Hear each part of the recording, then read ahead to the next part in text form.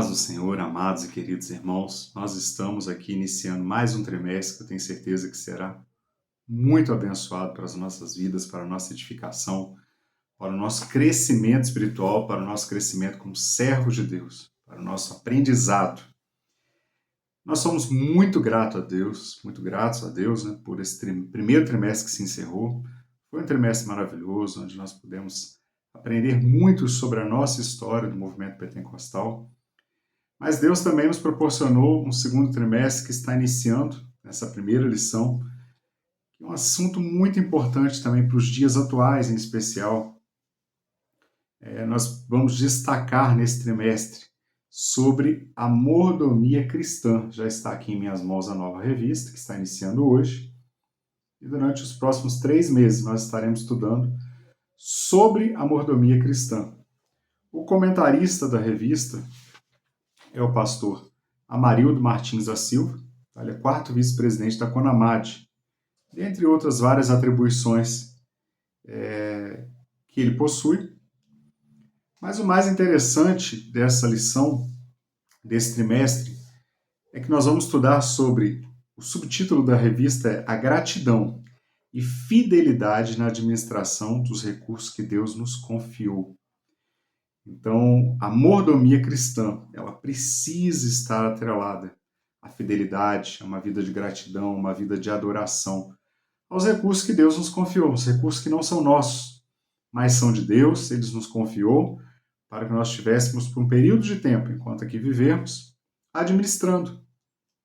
Então, nós vamos aprender nesse trimestre sobre o que é a mordomia cristã, e a forma como nós devemos ser gratos, a forma como nós devemos ser fiéis a Deus na administração de tudo aquilo. Quando eu falo tudo aquilo, eu não estou falando só de questões financeiras. Estou falando de tudo, os dons, os talentos, né? Tudo isso é para adorar a Deus. Isso faz parte da mordomia, do servir a Deus. Bom, eu quero, antes de estar orando, quero ser grato a Deus por essa oportunidade, em primeiro lugar, ao meu Deus, pelo dom da vida, né, pela saúde que Ele nos concede, pelo entendimento, para estarmos estudando sobre um tema tão importante. E assim também quero agradecer o meu pastor presidente pela oportunidade de estar gravando essa aula, participando com os irmãos. Gosto muito do EBD, já tenho destacado isso por várias vezes aqui, é algo que faz parte da minha essência, da minha vida, do meu crescimento, desde a mais tenra idade. Fui criado na Escola Bíblica Dominical e eu sou muito grato a Deus por isso. Então agradeço ao pastor Moisés pela oportunidade, nosso superintendente, pastor Eli Castelano. Também agradeço a Deus pela vida da evangelista Elaine, que faz todo o trabalho de edição, toda a preparação para que esse vídeo chegue até a sua casa da melhor forma possível. Amados, vamos fazer uma oração, pedindo a Deus graça e direcionamento para o nosso estudo, que Ele abra o nosso entendimento, para que nós possamos entender sobre a necessidade de todos os dias das nossas vidas prestarmos o melhor para Deus, oferecermos o nosso melhor para Deus. Vamos orar? Amado eterno Deus, nós somos gratos por essa oportunidade maravilhosa que o Senhor nos concede, estarmos estudando a Tua Palavra, Deus. Muito obrigado, Jesus, pela vida dos nossos pastores, da nossa liderança. Muito obrigado, Deus, pela vida do nosso autor da revista, ao qual o Senhor inspirou para que essa revista chegasse nas nossas mãos, pela editora Betel. Continua abençoando, dando diretriz, ó Deus, direcionamento da parte do Senhor. Também, ó Pai, queremos te agradecer pelo dom da vida, pela oportunidade maravilhosa, Pai, de estarmos estudando a Tua Palavra. É o Senhor que nos concede. Pai, que esse dia seja dia de bênção na vida de cada pessoa que for participar dessa aula, que ele seja abençoado, que sua família seja abençoada, que sua casa seja abençoada. E se porventura tem alguém, ó Deus, que se encontra impossibilitado de ir presencialmente até a tua casa por algum motivo de enfermidade, mas que hoje está participando de forma remota, que o Senhor possa estar abençoando também, restaurando plenamente a saúde do teu servo, para que muito em breve também esteja presencialmente conosco, participando da Escola Bíblica Dominical e dos cultos, demais cultos da igreja. Muito obrigado por tudo, abençoa as nossas vidas, nos dê direcionamento, abre nossa mente para o entendimento da tua palavra. É o que nós pedimos, ó Pai, em nome de Jesus. Amém, Jesus. Graças a Deus. Bom, meus amados, o tema do trimestre nós já vimos que é mordomia cristã, Na primeira lição, a gente não vai abordar tão profundamente todos os detalhes da questão da mordomia cristã, porque ao longo do trimestre é um tema que vai ser profundamente estudado. É um tema que nós vamos estar entrando em mais detalhes com ele. Mas é interessante quando nós pensamos na palavra mordomia, porque ela nos remete à ideia de alguém que, por exemplo, numa casa de uma família mais abastada, ela possui um mordomo. O que seria um mordomo nessa casa? Alguém que está administrando os bens do seu senhor. Normalmente, o mordomo numa casa é quem vai administrar as refeições que serão servidas, né, ali a preparação, a limpeza do ambiente. Ou seja, o mordomo é aquela pessoa que ele administra, que ele cuida dos bens do seu senhor, do seu patrão, no caso humano. Né? Então, uma pessoa que trabalha numa casa, sendo mordomo de uma casa, ele administra. Ele organiza todo o funcionamento, cuidando inclusive dos bens, do patrimônio daquela pessoa que o contratou. E trazendo isso para a vida cristã, quando a Bíblia faz referência que nós somos mordomos, quando nós paramos para estudar no trimestre inteiro sobre mordomia cristã, esse tema já foi abordado de forma mais sintética, de forma mais simples, mais rápida, em outras ocasiões, em outras revistas, apenas uma lição ou um tópico de uma lição. Mas agora Deus nos proporciona a oportunidade, durante todo um trimestre, entendermos um pouquinho mais o nosso posicionamento em Cristo. Por quê? Se nós somos mordomos de Cristo, pensando na mordomia cristã, se nós somos mordomos, nós estamos administrando, cuidando dos dons, dos talentos, dos recursos, né, de tudo aquilo que não pertence a nós. Porque o mordomo ele não cuida daquilo que é seu, ele cuida daquilo que é do seu Senhor. Esse é o primeiro ponto que a gente precisa ter em mente, de uma análise mais simplória, mas assim, muito abrangente, né, de todo um contexto que a gente vai estudar ao longo dos trimestres. Então, o mordomo cristão é o servo que cuida das coisas do seu Senhor. É o servo que administra as coisas do seu Senhor. Assim como numa casa tem uma pessoa que está administrando, cuidando, zelando, nós também estamos cuidando, zelando, tendo profundo cuidado em cuidar daquilo que não é nosso. Se nós pararmos para pensar, amados, até os nossos bens patrimoniais, né, que Deus nos permitiu adquirir, o dinheiro que porventura esteja até no nosso bolso, nada disso nos pertence. É uma dádiva que Deus nos deu para administrar durante algum tempo. Por que durante algum tempo? Porque a nossa vida é passageira. A nossa vida ela é breve. Então, durante o tempo que nós existimos na Terra, Deus nos permitiu administrarmos bens, administrarmos recursos, administrarmos patrimônios, até mesmo dinheiro, mas somos sabedores, temos o entendimento, a clareza, né, na nossa mente de que nada disso é nosso. Tudo pertence a Deus. Então, a gente começa esse trimestre tentando entender um pouquinho que essa questão da mordomia cristã, ela está muito relacionada à administração, ao cuidado com aquilo que Deus nos permitiu. Somente isso? Não. A mordomia cristã na teologia ela é muito mais abrangente. A gente não teria tempo hábil numa aula de poucos minutos para entender todos os contextos que envolvem a mordomia cristã. A gente tem mordomia cristã nos dons, nos talentos, na administração financeira, na prestação de serviço, na adoração. Mordomia cristã na adoração? Como tem sido a nossa adoração? Como estamos administrando, reconhecendo que Deus é o doador da vida, que Deus é o Senhor das nossas vidas? Então, esse leque de mordomia cristã, ao longo do trimestre, nós vamos vendo várias faces. Mas eu ouso até dizer que nós vamos terminar o trimestre e não vamos conseguir chegar nem na metade, nem um terço, talvez, do que significa, na profundidade, a mordomia cristã na vida do cristão.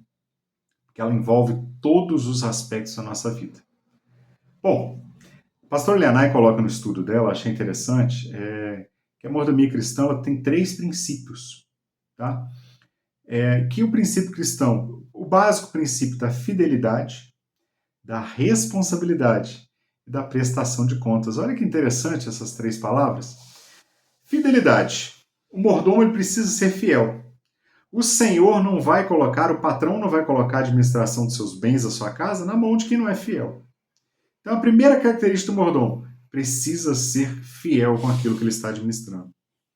Segundo, e não menos importante, o mordomo precisa ter responsabilidade, precisa ser responsável por aquilo que ele está administrando. E terceiro, prestação de contas, porque o mordomo ele é fiel, ele é responsável, mas ele presta contas para o seu senhor também. Ele apresenta o resultado do seu trabalho para o seu senhor. E eu me lembro na Bíblia sobre a parábola dos talentos, né, quando alguém recebeu 10 talentos, alguém recebeu 5, outro recebeu 3, outro recebeu 2, outro recebeu 1. E vários dos que receberam talentos, eles trabalharam para ampliar os talentos que eles receberam. Eles cuidaram de uma forma tão zelosa, foram tão responsáveis com aquilo que Deus lhe deu para cuidar, para administrar, que eles multiplicaram. Mas teve aquele que, em contrapartida, não se importou em multiplicar, escondeu o seu talento, ele deixou de lado. Então a mordomia cristã, ela entra um pouco nesse aspecto também. Bom, a gente está tomando um pouquinho mais de tempo para falar sobre o conceito de mordomia, para a gente entender de uma forma mais simples, para que nós possamos iniciar o estudo da nossa primeira lição. Mas antes, a palavra mordomo significa administrador, no original grego significa literalmente aquele que coloca a lei na casa, ou que administra a casa de acordo com a lei. Mordomia é o exercício responsável da capacidade de administração que cada servo e serva de Deus é dotado pelo Espírito Santo para agir segundo a santa vontade e direção de Deus em todos os aspectos de dimensão da sua vida. Então, em todos os aspectos da nossa vida, nós estamos administrando, nós estamos cuidando, nós precisamos ser dotados de orientação do Espírito Santo de Deus para fazer essa administração. E, para finalizar, a pastora Leonardo coloca também uma frase interessante, que ela busca isso lá no dicionário bíblico Vini, onde ele fala que o termo bíblico mordomia ele tem várias vertentes, mas uma delas denotava primariamente o administrador de uma casa ou de uma propriedade. Então, ou seja, era aquela pessoa que tinha um cuidado, ele era o dispenseiro, ele cuidava da dispensa de Deus, ele cuidava da casa.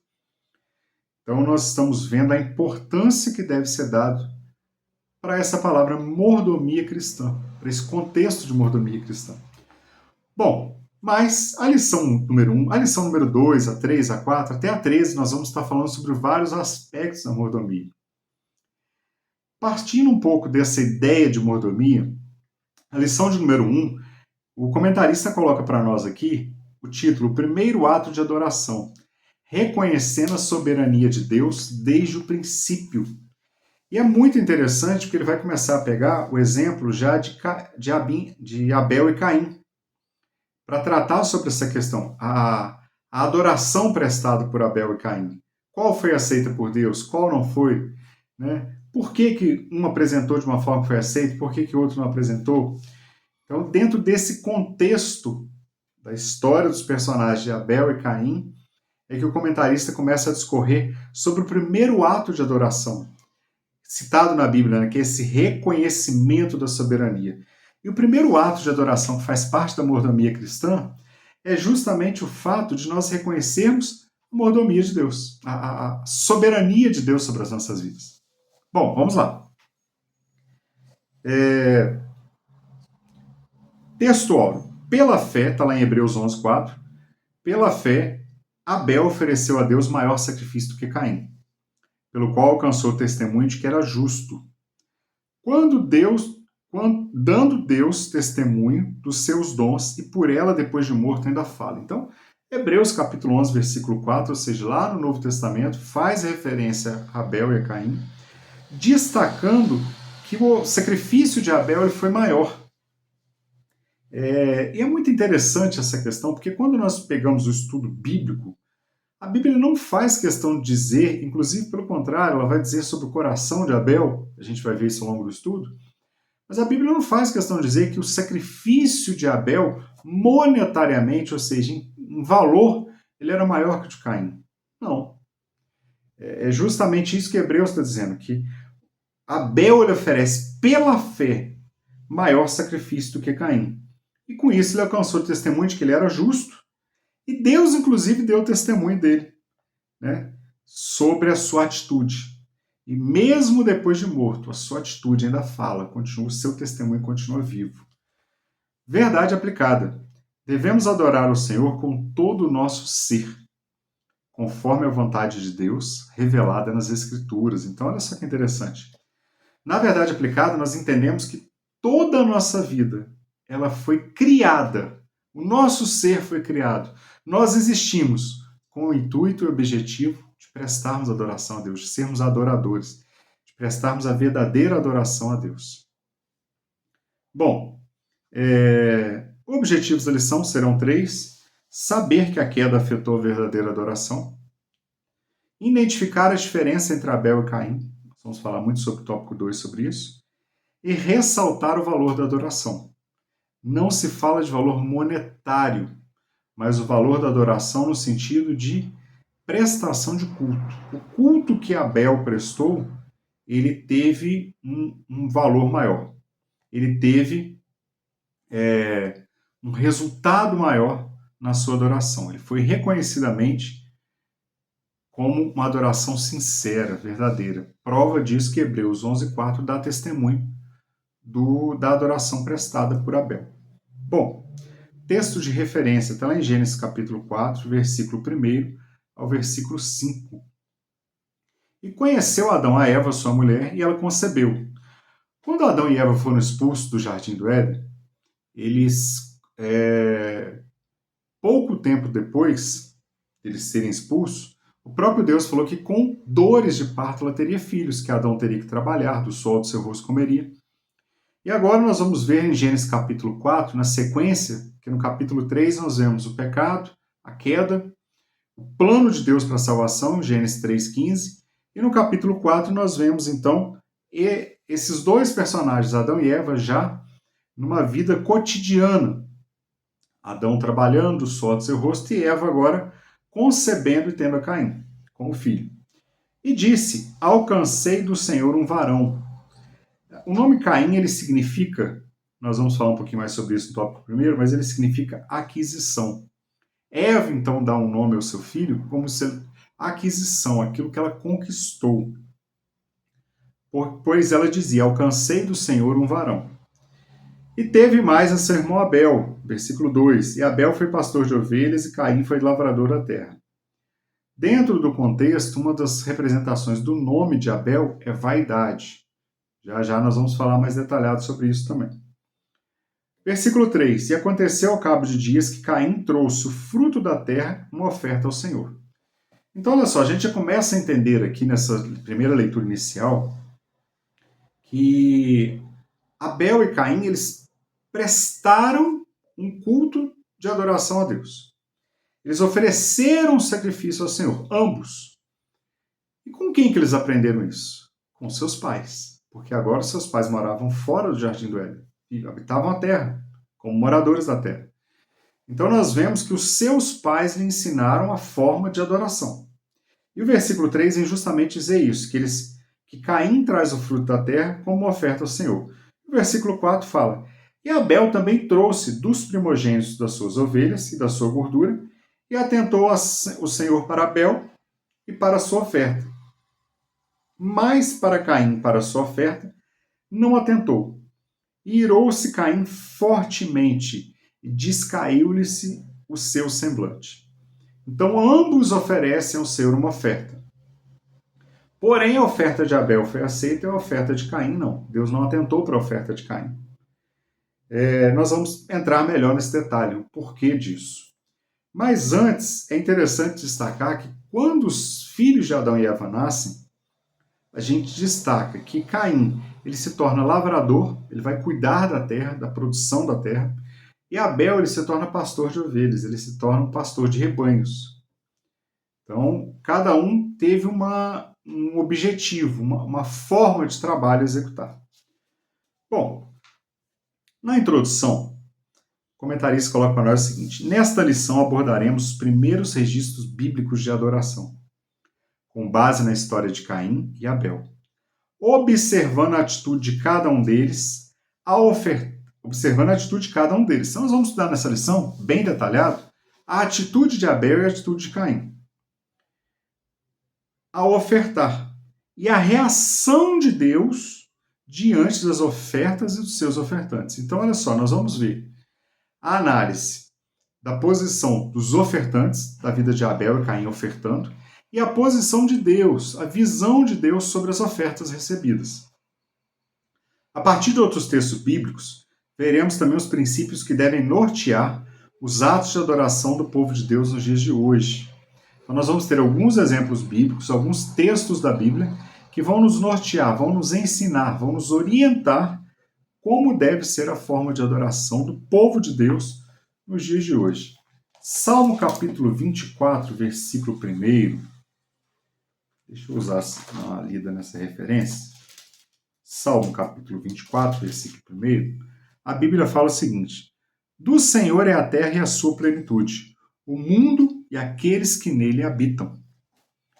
Então, quando nós vemos aí na introdução o direcionamento, então o mundo todo pertence a Deus, a terra e a sua plenitude pertencem a Deus, inclusive todas as pessoas que nele habitam.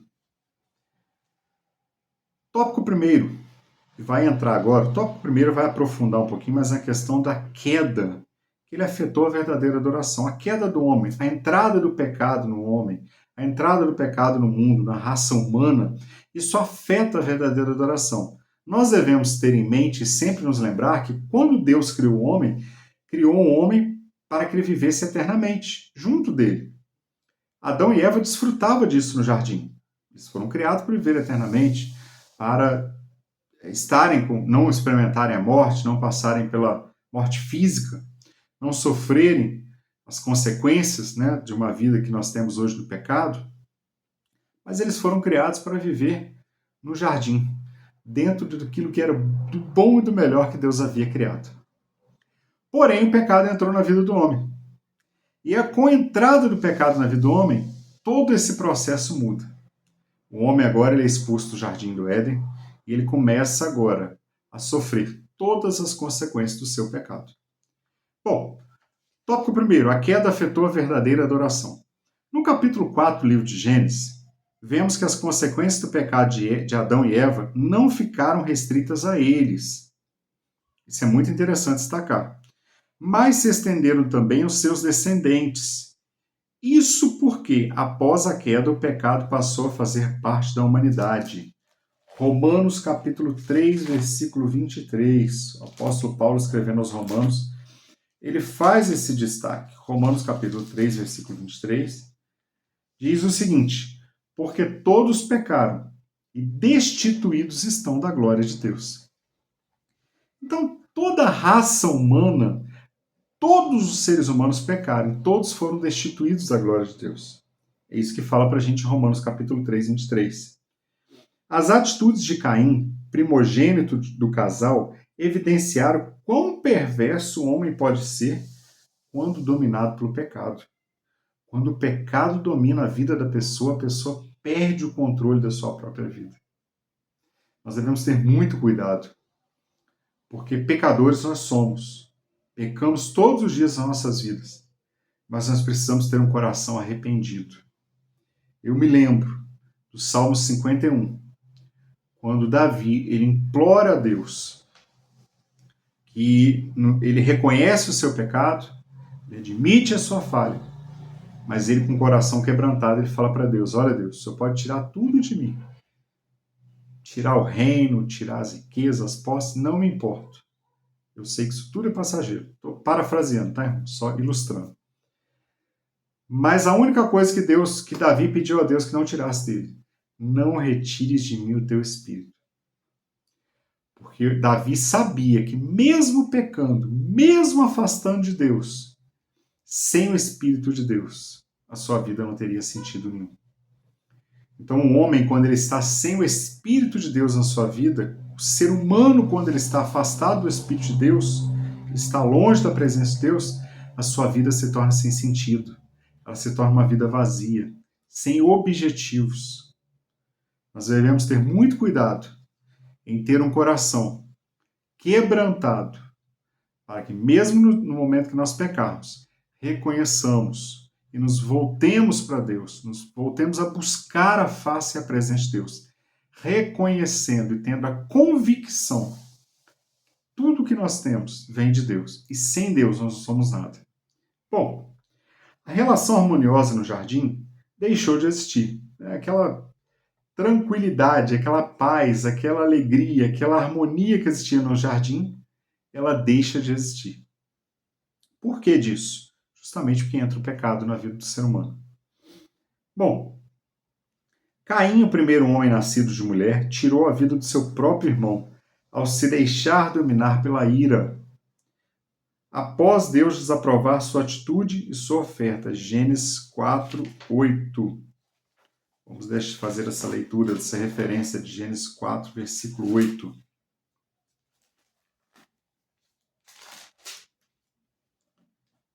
Fala o seguinte: E falou Caim com seu irmão Abel, e sucedeu que, estando eles no campo, se levantou Caim contra seu irmão Abel e o matou.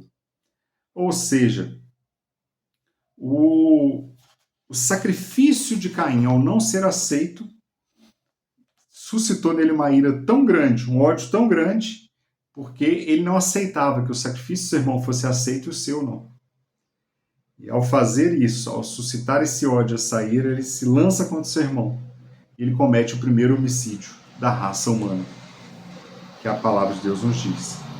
Bom, Gênesis, capítulo 4, 8, nós lemos. 1.1. O nascimento de Caim e Abel. Vai falar um pouquinho do nascimento dos dois. Então, a queda, o pecado, ele interfere na vida humana. Aquela harmonia que existia no jardim, ela deixa de existir, porque nós lemos Romanos 3:23, que todos pecaram, destituídos estão da glória de Deus. 1.1. Nascimento de Caim e Abel. Caim e Abel foram gerados após a queda, que aconteceu, relatada pela palavra de Deus em Gênesis capítulo 3.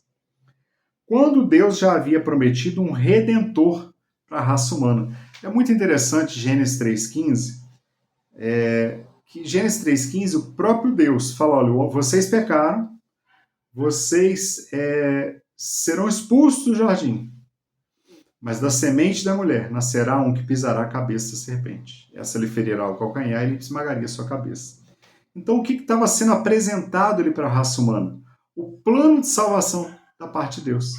Plano esse que já foi instituído, Deus não foi pego de surpresa. Nós já estudamos isso recentemente. Deus não foi pego de surpresa com o pecado humano. Deus já sabia, na sua onisciência, no seu conhecimento amplo de todas as coisas. Mas Deus havia dado livre-arbítrio ao homem. E a decisão que o homem e a mulher tomaram foi de pecar, desobedecendo a Deus. Bom, Eva, por sua vez, alegrou-se com o nascimento de Caim, seu primogênito. Gênesis 4:1. Segundo o pastor Marcos Santana da Silva, o nome Caim costuma ser associado à ideia de aquisição, sugerindo que o nascimento daquele menino ocorreu em meio a uma grande expectativa. Talvez, olha que interessante isso aqui, por Adão e Eva pensarem que a promessa feita em Gênesis 3:15 se cumpriria em Caim. O pastor Marcos Santana ilustra dessa forma, e eu achei muito interessante essa colocação, porque a alegria de Eva ao ter o seu primeiro filho, colocar o nome de aquisição, talvez a expectativa que Eva tinha naquele momento é que a promessa de Gênesis 3:15 se cumpriria já no seu primeiro filho, naquele momento. Ele foi o primeiro ser humano a nascer após a queda, uma vez que Adão e Eva foram criados por Deus. O pastor Warren Wiersbe, Eva louvou a Deus por ajudá-la durante a gestação, afinal foi uma experiência nova para ela. Na sua segunda gestação, ela deu à luz Abel, nome que significa fôlego, que é a palavra traduzida por vaidade. As duas têm a mesma origem. Pelo menos 33 vezes no livro de Eclesiastes. O nome Caim nos lembra de que a vida vem de Deus, enquanto Abel nos diz que a vida é breve. Olha que interessante. Caim faz entender que Deus é o dono da vida. O nascimento de Caim. Mas o nome de Abel, o nascimento de Abel, o nome de Abel nos faz entender que a vida é um fôlego, é um sopro, ela passa ligeiro, ela é rápida. Então esse é o tópico primeiro, 1.1, que destaca o nascimento dos dois filhos e destaca a referência dos seus nomes. Muito provavelmente, conforme coloca o comentarista aqui, realmente Adão e Eva já se alegraram mais ainda com o nascimento de Caim, porque falou, esse já está sendo cumprida a promessa de Deus, que da semente da mulher nasceriam que esmagaria a cabeça da serpente. Mas essa promessa estava se referindo a Jesus, que muitos e muitos anos mais tarde, viria à Terra para nos salvar, para se entregar no nosso lugar, porque precisaria ser um sacrifício perfeito. Somente Jesus poderia oferecer esse sacrifício perfeito por nós. 1.2. 1.2 vai falar sobre a oferta que Deus rejeita e no 1.3 vai falar da oferta que agrada a Deus. Um contraposto aí. 1.2, a oferta que Deus rejeita primeiro. A Bíblia relata o assassinato de Abel pelo próprio irmão, Caim. Naquele tempo, eles adoravam o Senhor ofertando parte da sua produção. Era comum naquela época. Hoje nós ofertamos ao Senhor, nós temos moeda, nós temos dinheiro em espécie, né? Agora já está modernizando, já temos o Pix, por exemplo, que é um dinheiro eletrônico, já temos o cartão, transferência bancária, ou seja, temos o dinheiro eletrônico. Mas mais comum ainda nos nossos dias é nós ofertarmos em espécie, porque essa espécie representa o fruto do nosso trabalho. Naquela época não se usava dinheiro, não tinha dinheiro, então era comum eles ofertarem ao Senhor parte daquilo que havia produzido. Em um daqueles momentos de adoração, o Senhor agradou da oferta de Abel e rejeitou a oferta de Caim. Indignado com a decisão de Deus, Caim premeditou a morte de Abel. Então, em Gênesis capítulo 4, versículo 3, destaca que Caim, ele trouxe uma oferta ao Senhor que ela não foi aceita e ele ali começa a premeditar, o seu rosto descaiu, o seu semblante mudou. Ele já começou ali a imaginar uma forma que ele não poderia ficar em segundo plano na visão dele perante o Senhor. Versículo 7, quando Deus destaca, versículo 6, diz o seguinte, Gênesis 4, versículo 6. E o Senhor disse a Caim, por que tiraste? E por que descaiu o teu semblante? Se bem fizeres, não haverá aceitação para ti? E se não fizeres bem, o teu pecado jaz à porta, e para ti será o teu desejo, sobre ele dominarás. E falou Caim com Abel, seu irmão, e sucedeu que, estando eles no campo, se levantou Caim contra o seu irmão Abel e o matou. Ou seja, já foi um crime ali, um pensamento que foi premeditado por Caim. Inconformado com o fato de que Deus se agradou do sacrifício de Abel, mas não se agradou do sacrifício que ele ofereceu. Então nós devemos ter cuidado, já um pequeno aprendizado aqui. É muito interessante destacar isso, porque o pastor Jeremias do Couto, numa gravação recente de um vídeo, ele fala justamente sobre isso. Nem toda oferta que são entregues e oferecidas, Deus aceita. Nem todo culto que é prestado, Deus aceita. Nós precisamos ter isso muito em mente ao prestarmos o nosso culto. Qual tem sido a forma de adoração que nós estamos prestando? Qual tem sido o culto que nós estamos prestando a Deus? Então, nem todo culto, nem toda adoração, ela é recebida pelo Senhor. Por que disso? Porque existem cultos que eles não são prestados uma adoração genuína, mas apenas algo que vai cumprir uma tabela, cumprir um tempo, cumprir um compromisso. É compromisso eu estar na igreja domingo à noite, porque senão o meu líder vai ver que eu faltei. Quando na verdade deveria ser, eu preciso ir na igreja domingo à noite, ou nos dias da semana, para prestar o meu culto de adoração a Deus, reconhecendo e sendo grato por tudo aquilo que Ele fez por mim. Precisamos inverter esses valores. Bom, o dicionário John Davis fala que Abel ofereceu a Deus frutos da terra, como demonstração de reconhecimento pelos benefícios recebidos. Mas o coração de Caim não era reto diante de Deus. Por isso sua oferta foi rejeitada. É muito interessante a gente ter isso em mente. A Bíblia não vai dizer aqui que a oferta de Abel ela foi melhor porque ela era mais cara. Não, a gente não tem esse parâmetro. A gente não sabe a quantidade de frutos, quais frutos. O que a gente sabe, e que a Bíblia faz questão de destacar, é que Abel teve cuidado de pegar aquilo que era melhor para oferecer a Deus. Mas aqui está muito destacado também que o coração de Abel estava verdadeiramente adorando a Deus com aquela oferta. Mas o coração de Caim, pelo contrário, não era reto diante de Deus. Ele estava ali, talvez, cumprindo um compromisso que ele aprendeu com seus pais, prestando uma adoração, mas não uma adoração genuína. E é aí que mora o perigo, é aí que nós devemos ter esse cuidado com as nossas vidas. Qual cuidado? O cuidado de prestarmos ao nosso Deus um verdadeiro culto, uma verdadeira adoração. Aquela que sai de dentro do coração. Amém, irmãos? Bom, neste ato ele revelou seu caráter, mostrou-se invejoso e irado contra seu irmão, estou falando de Caim. Recusou-se a receber exortações necessárias para combater o pecado. Deus ainda chamou a atenção dele no versículo 7. Por que você está com semblante triste? Por que você está irado? Ou seja, Deus ainda estava dando mais uma oportunidade para Caim tirar da mente aquilo que ele já estava premeditando. Ele assassinou o irmão, negou o crime e, quando julgado, não mostrou arrependimento. Ele foi para uma terra distante. A Bíblia relata dessa forma. Apoderou-se de Caim o temor do castigo. Deus o expulsou para longe, foi morar na terra de Nod, a oriente do Éden. Casou-se com alguma das suas irmãs ou netas de Adão, cujo nome ignoramos, cujos nomes nós não sabemos. Então falamos um pouquinho aqui sobre a oferta que Deus rejeita, aquela oferta que não é feita com o coração. Me fugiu a referência. 1 Coríntios 9, 7, se não me falha a memória. Deus ama o que dá com alegria. É com coração grato. Quando eu for entregar a minha oferta no altar, eu preciso estar com o coração grato. E o Espírito também de Deus me faz lembrar agora da oferta da viúva pobre. Monetariamente falando, foi a menor oferta que tinha para ser oferecida naquela noite.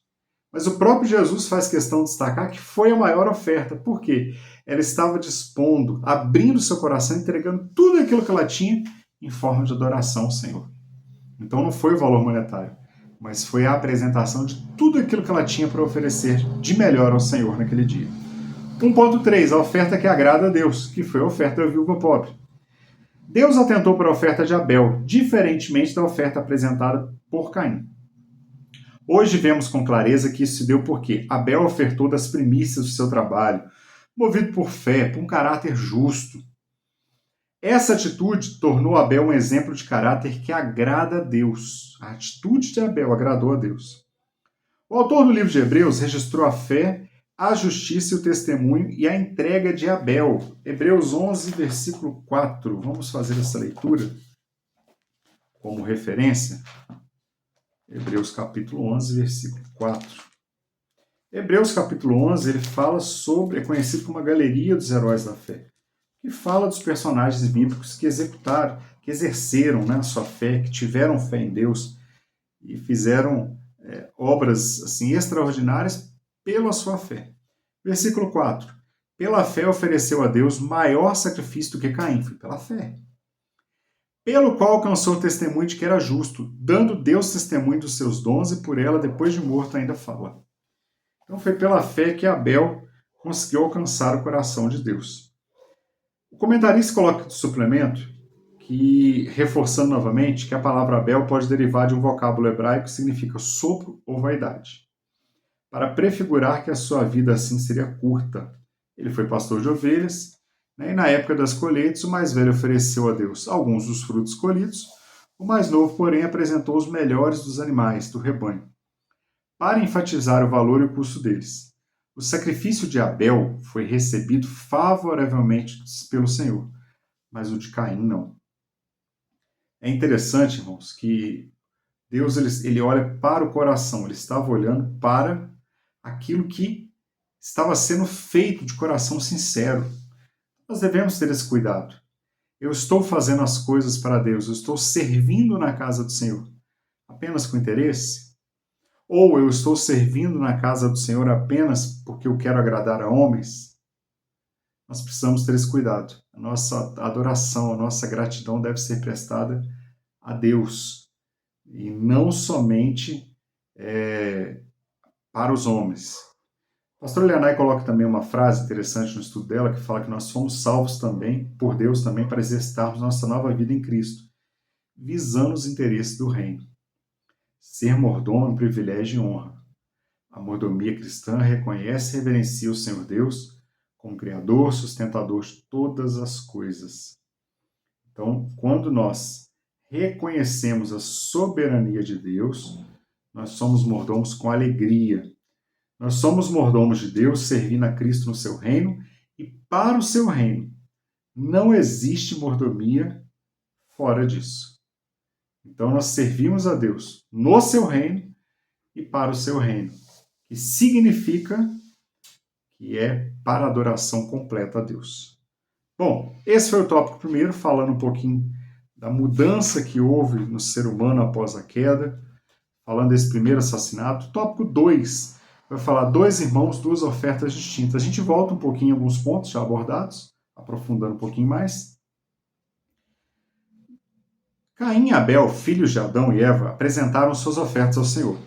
Abel ofertou dos primogênitos as suas ovelhas e da gordura. Já Caim ofertou ao Senhor o fruto da terra.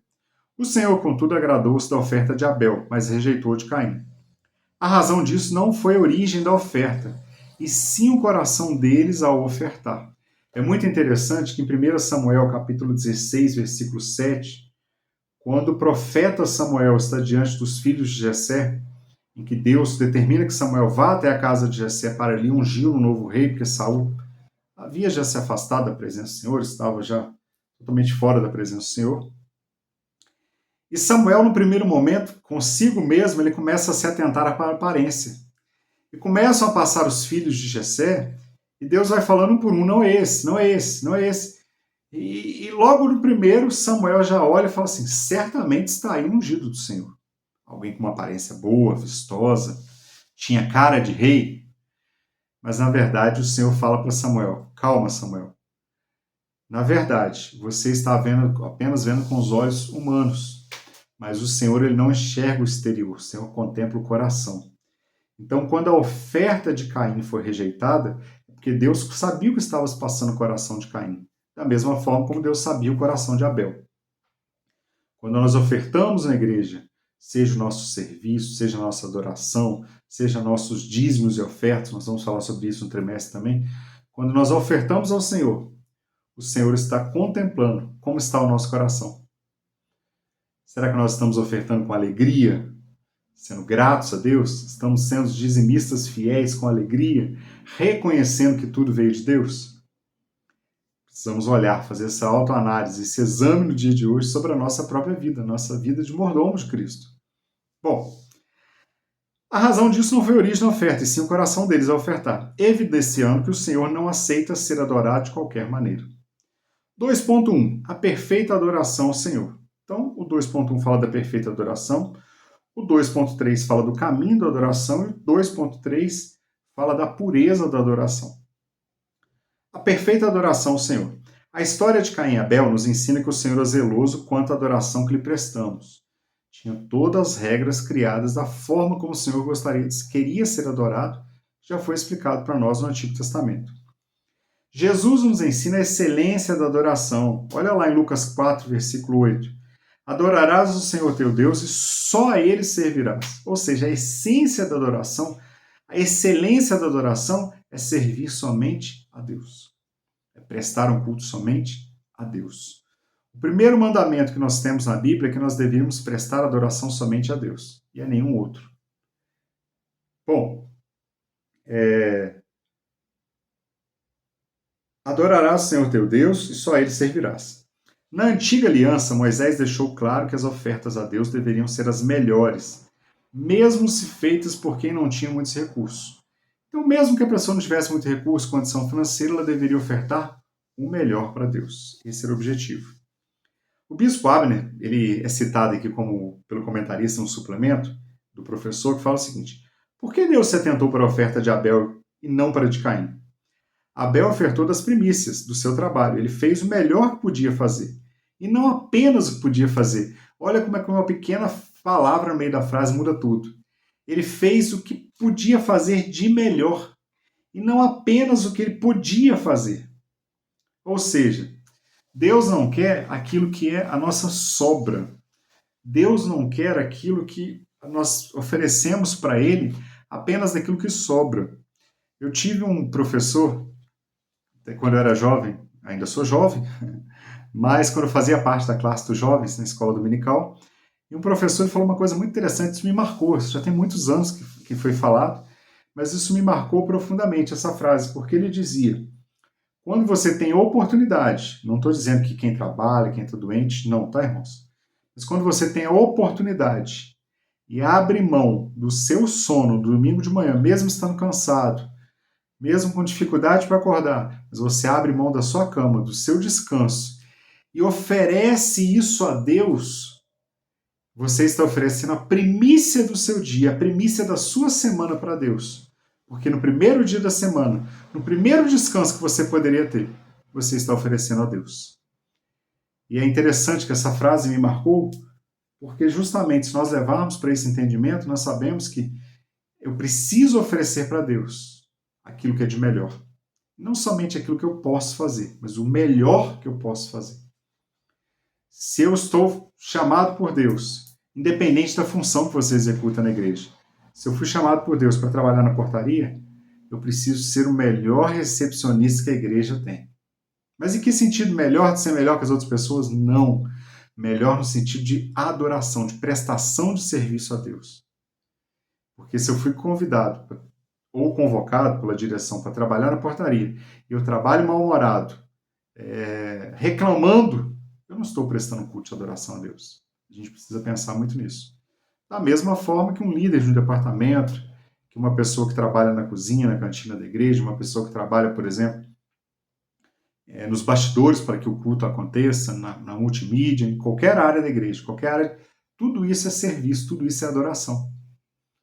Não é somente o pastor que está no culto ministrando uma palavra, não é somente alguém que está ali podendo sentar, assistir o culto, tocar o seu instrumento que está adorando. Não, não é só o músico no instrumento que adora, não é só a equipe de louvor que adora, não é só o grupo louvando que adora. Mas a adoração é o serviço prestado a Deus de coração.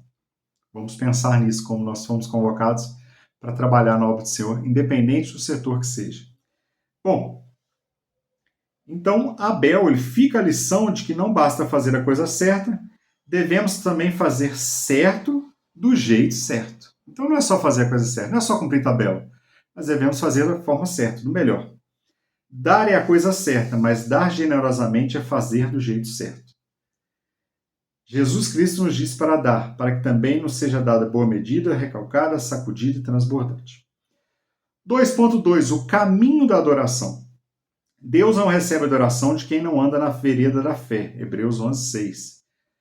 A palavra de Deus nos diz: ora, sem fé é impossível agradar-lhe, porque é necessário que aquele que se aproxima de Deus creia que ele existe e é galardoador dos que o buscam. Então, nós devemos ter em mente essa certeza de que não somente sem fé, sem uma verdadeira fé, é impossível agradar a Deus. Como declarado também pelo profeta Isaías: mas as vossas iniquidades fazem divisão entre vós e o vosso Deus, e os vossos pecados encobrem o seu rosto de vós, para que não vos ouça. Isaías 59:2. 59:1 fala que a mão do Senhor não está encolhida, ela está estendida, e fala que o ouvido do Senhor não está gravado, mas ele está bem atento para ouvir o nosso clamor. Mas o que nos afasta de Deus são os nossos pecados, as nossas iniquidades. O comportamento rebelde de Caim mostrou que ele vivia separado de Deus. Mais tarde ele foi identificado como do maligno, ou seja, como alguém conduzido por Satanás. 1 João 3,12, eu quero ler essa referência porque ela ilustra muito bem essa questão. Olha o que fala para nós 1 João 3,12. Não como Caim, que era do maligno, e matou o seu irmão. E por que causa o matou? Porque as suas obras eram más e as de seu irmão justas. Então, lá em 1 João 3,12 está falando que não foi relacionado somente ao valor da oferta, mas sim a forma e o coração do ofertante. Bom, a Bíblia de Estudo, Werbs. Abel trouxe o melhor que tinha e procurou agradar a Deus. Caim, por outro lado, não teve essa atitude. O fato de ir às reuniões religiosas e participar das atividades da igreja não prova de forma alguma que as pessoas sejam realmente cristãs. É possível apenas agir de modo religioso e, mesmo assim, nunca sentir o poder salvador de Deus. É um alerta para nós. Nós estamos sendo religiosos ou verdadeiros adoradores? O sacrifício mais caro sem a submissão do coração nunca pode justificar o adorador diante de Deus. O caminho de Caim é o da obstinação e da incredulidade. Então, o caminho da adoração, ele passa por um caminho de um coração grato, de um coração transformado, de um coração de um verdadeiro adorador. Bom, 2.3, a pureza da adoração. Ao ter sua oferta rejeitada por Deus, Caim foi tomado pela inveja, de tal maneira que planejou o assassinato do próprio irmão. A Bíblia ressalta que o cristão fiel não se deixe levar pela inveja nem pela maldade. Provérbios 14, 30. Caim é um exemplo que o Senhor não aceita a adoração de aparências, mas a adoração vinda de um coração submisso e quebrantado, e sincero. Expressa o amor de Deus e a fé que move o verdadeiro adorador. Ou seja, fica evidente que à medida que a história desenrola, Caim não suportava que algum outro ficasse em primeiro lugar. O seu coração era obstinado. Na visão que dá para entender que Caim, ele queria só ele que achava que podia ser o número 1. Se a sua oferta não fosse aceita, a de mais ninguém poderia ser. Ou seja, seu coração estava bem distante daquilo que Deus gostaria que fosse. Então é interessante, irmãos, que novamente o comentarista coloque que Deus não aceita uma adoração apenas de aparências, mas ele precisa de um coração quebrantado, contrito, que esse coração quebrantado, contrito, não rejeitarás, ó Deus. Bom, caminhando para o final, tópico 3, a oferta agradável a Deus. Vai falar da oferta agora agradável a Deus. Caim levou ao Senhor o fruto da terra. Já o adorador Abel ofertou ao Senhor o melhor de seu rebanho. Foi lá, separou o melhor ovelha.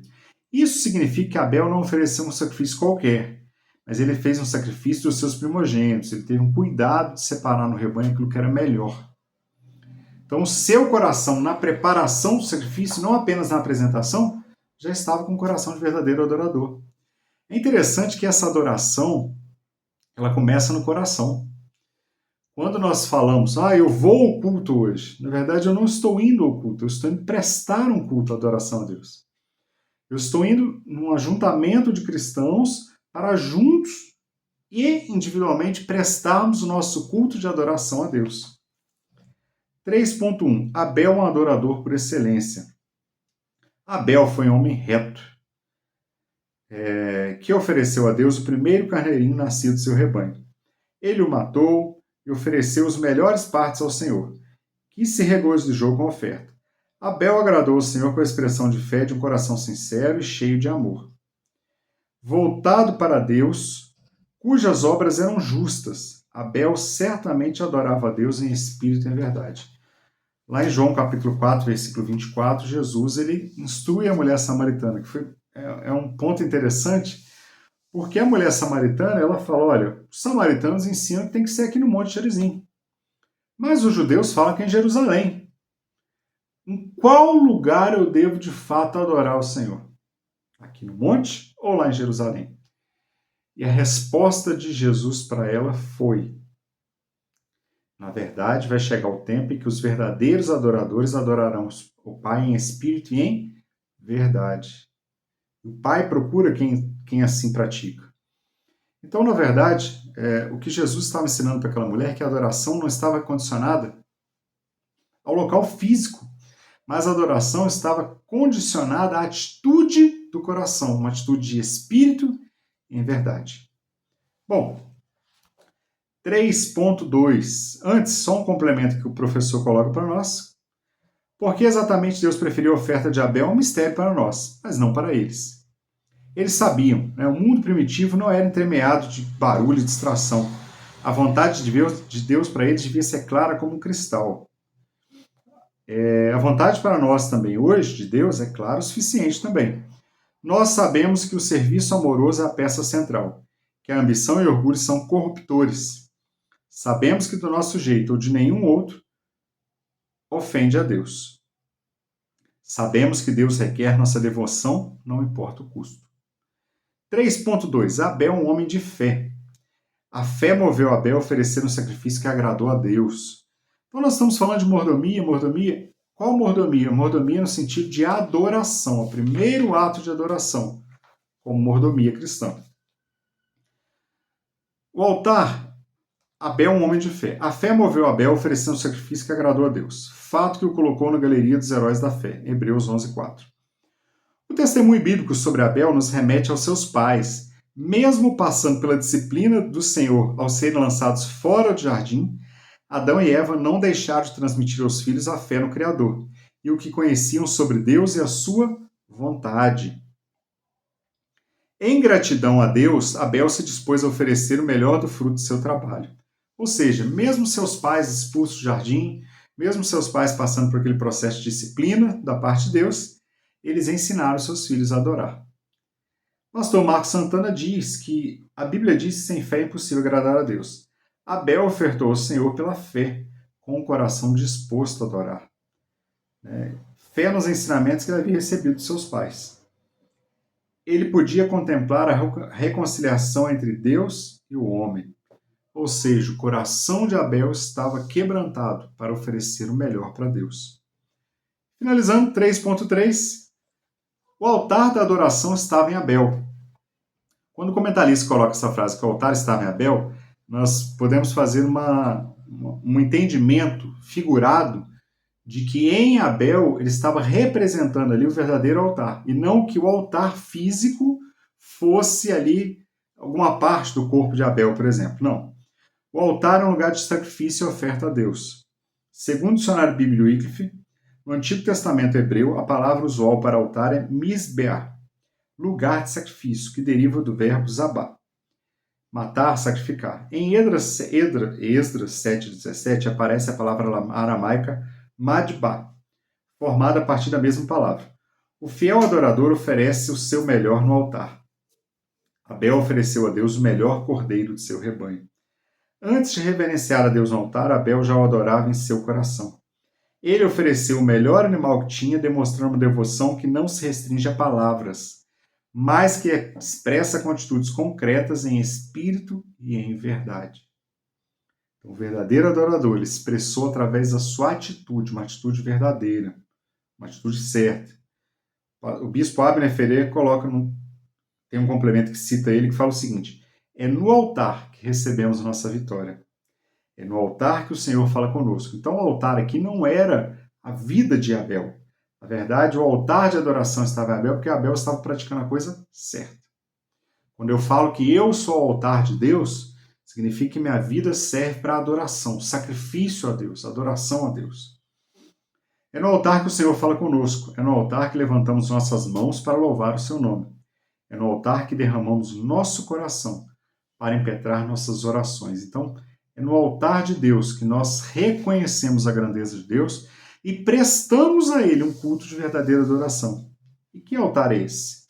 É a nossa vida, é a nossa adoração, é a nossa atitude para com Deus. Bom, meus irmãos, a conclusão vai falar para nós: Deus encontrou em Abel a genuína fé de um adorador. Então não estava relacionado novamente falando ao valor do sacrifício, mas aquilo que estava no coração de Abel. Que assim como Abel, possamos ofertar nossa adoração sincera a Deus, para que o mundo veja a graça de Cristo derramada sobre a nossa vida. Então, para que o mundo possa enxergar a graça de Cristo, a grandeza de Cristo, que a nossa vida possa ser um altar também de adoração. Que a nossa vida, que Deus possa olhar para o nosso coração e encontrar em nós uma adoração genuína, uma vida transformada. Que nós possamos, através desse trimestre, entender que a mordomia cristã não está relacionada somente a dízimos e ofertas. Também dízimos e ofertas, porque isso é bíblico. Nós precisamos ser gratos a Deus, também com os nossos dízimos e ofertas. Mas a mordomia cristã, ela passa em todos os aspectos da nossa vida, todas as formas de adoração. O exemplo da lição de hoje, que compara a adoração de Abel e Caim, ele está justamente nos chamando a atenção para isso. Justamente nos chamando a atenção para o fato de que por que Deus atentou para o sacrifício de Abel e não para o sacrifício de Caim. E aí nós podemos entender, pelo que a palavra de Deus nos diz sobre a lição, por essa lição maravilhosa de hoje, que Deus, na verdade, estava tentando primeiro para o coração de ambos. E através do coração, da atitude do coração deles primeiro, Deus assim recebeu ou não a oferta deles. Amém? Nós possamos ter um coração de verdadeiro adorador. Prestar a nossa verdadeira adoração, assim como Abel fez. Que Deus possa ver em nosso coração um coração justo, sincero, reto diante dele. Meus amados, o semestre está só começando. Se você tiver oportunidade, próximo domingo, a partir das 8 horas da manhã, nós temos em todas as nossas congregações, na nossa igreja sede, a nossa escola presencial. Mas caso você não tenha disponibilidade, ou seja de outra cidade, a partir das 10 horas no canal da igreja, no YouTube, AD Brasil, esse mesmo canal, você tem a oportunidade também de participar da escola dominical. E aqui fica um pedido, né? Compartilhe com outras pessoas essa lição, os nossos cultos, para que mais pessoas também sejam alcançadas por essa palavra. Que assim como Deus tem falado conosco, nós devemos prestar um verdadeiro culto, mais pessoas também sejam alcançadas por esse entendimento.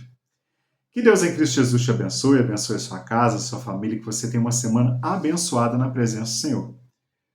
Obrigado por participar conosco, por estar juntos estudando a palavra de Deus, e que o Espírito Santo de Deus complete em cada coração aquilo que for necessário para que nós venhamos verdadeiramente entender o que é ser um verdadeiro adorador.